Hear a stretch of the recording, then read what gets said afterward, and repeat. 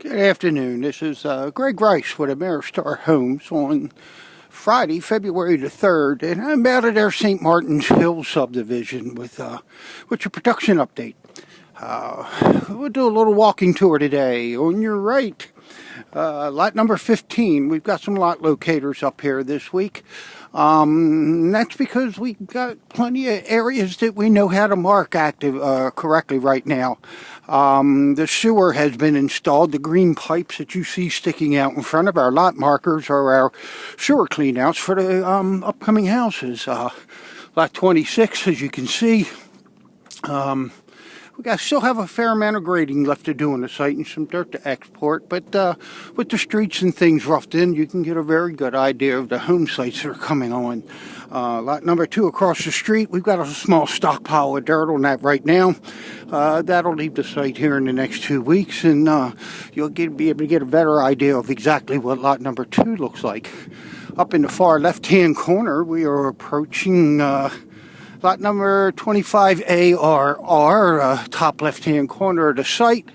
I'm told by our excavation contractor that he will be putting all these back lots on grade next week. So what appears to be very high and slope should adjust out next week by this time, and we'll get a little better take a look at it next week when we'll be able to see grading a little more accurately.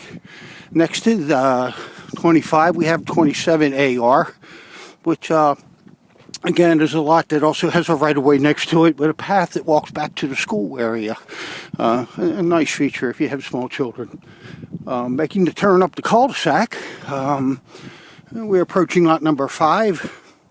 Besides the loader occupying a lot right now, again, these lots that all back up to the school have a wide strip out behind them for forest conservation area, so the growth in the trees that you see back there right now on the rear of these lots, they all remain intact.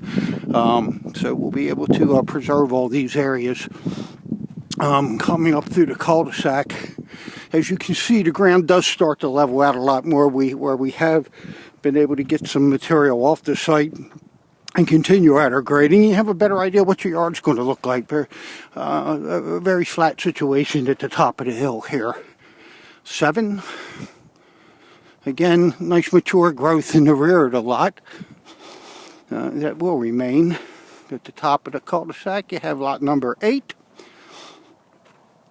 And then finally, lot number 9 next to it, which is sold also. Lot number 9, the grades drop off, creating a walkout condition on that one.